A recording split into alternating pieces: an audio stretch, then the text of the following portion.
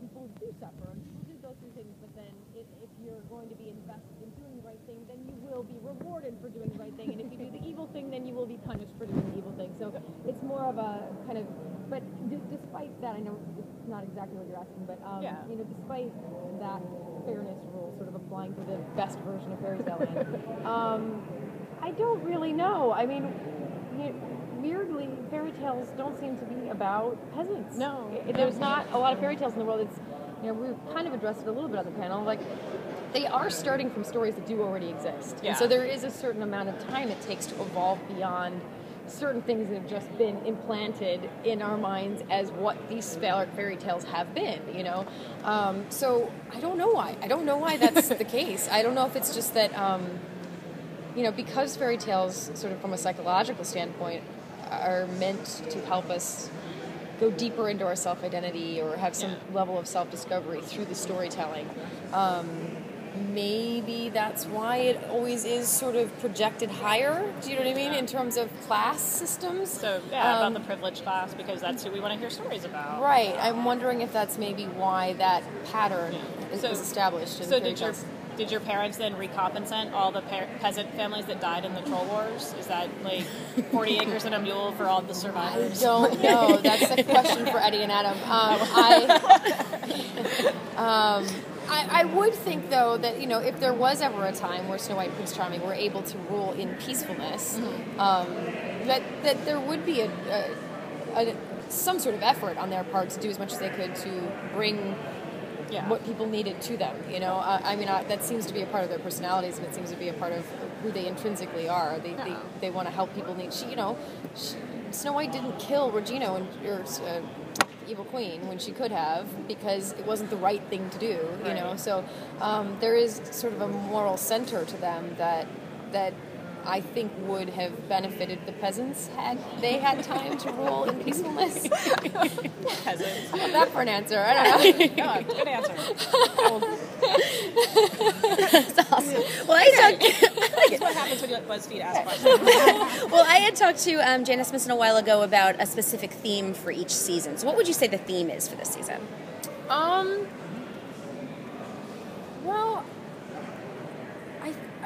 my instinct is to say relationship, because I feel like we spent so much time setting things up in the first two seasons, and not to say that there weren't relational things that were explored, but it's definitely all happening on a deeper level, and also because of the nature of Neverland, which kind of causes you to go back to your childhood in a sense, and makes you more vulnerable and more emotional and all of those things.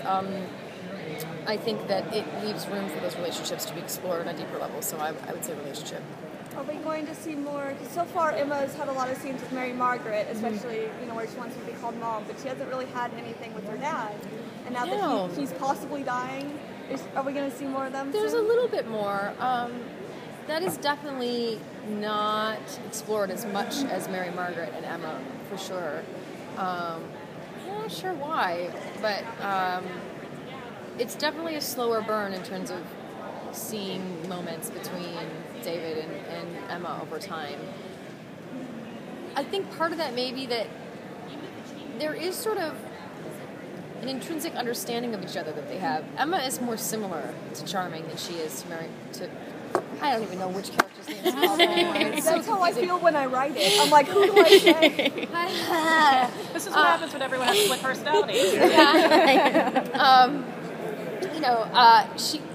Emma is more similar, we'll go with fairy tale, to Prince Charming than she is to Snow White in terms of her personality. So I think that they have a more intrinsic understanding of each other and a more unspoken understanding of each other, whereas Mary Margaret, Snow White, and Emma are constantly trying to work out misunderstanding each other, and that's where we're seeing their relationship deepen, is trying to find their common ground and trying to find how they connect.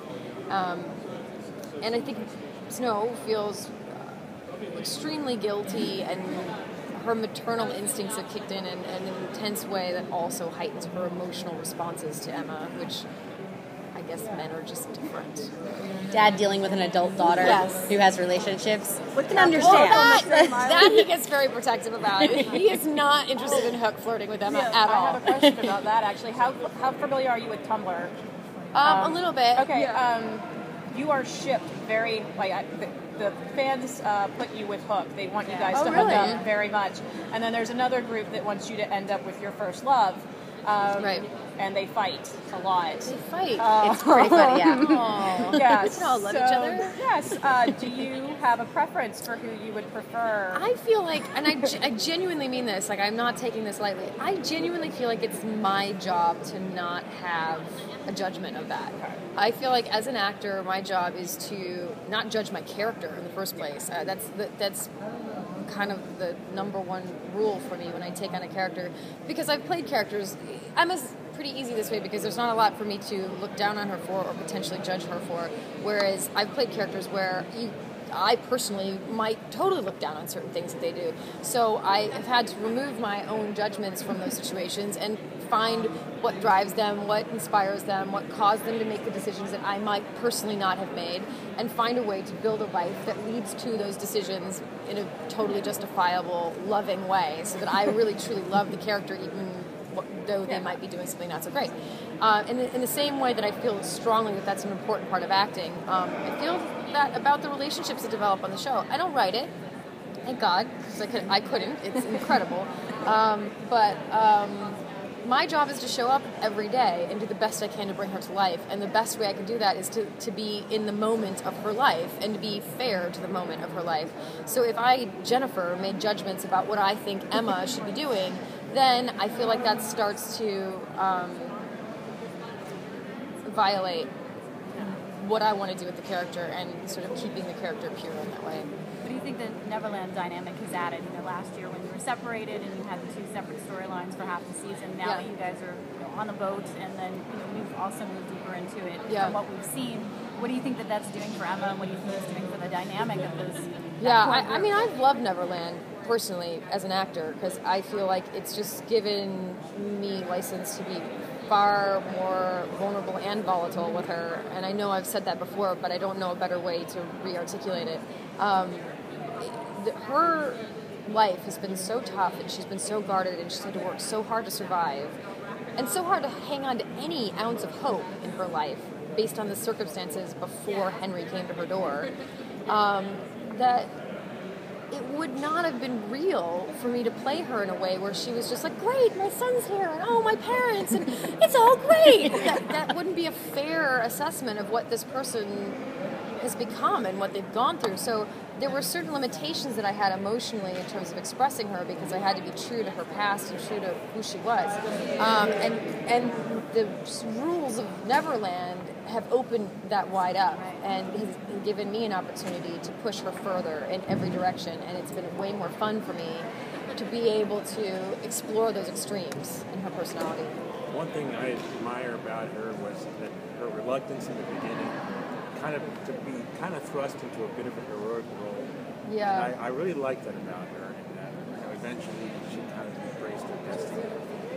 Yeah, I mean, that was... Sorry, I finished answering that. But that's something that I totally credit Eddie and Adam with. I think they really understand human nature in a particular way where they realize that if this woman had lived her life this way, there is no way she would identify herself as a hero in any way. And she will always continue to have trouble identifying herself as a hero or brave or courageous. She just knows how to survive. And she's always been, as we said in the Lost Girl episode, she's always been an orphan. She's always been the kid that didn't mean anything and wasn't going to mean anything. And so that doesn't go away. I know the crap that I went through in junior high and high school. That's still there. It's not gone.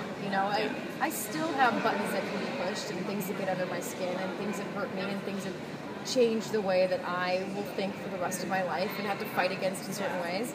And so that's always going to be there in her, and that is the honest response for someone who's been through what she's been through, being put in that situation. So I think they did a great job of, I guess, embracing humanity in an accurate way. I have a completely bizarre request. For BuzzFeed, we're having as much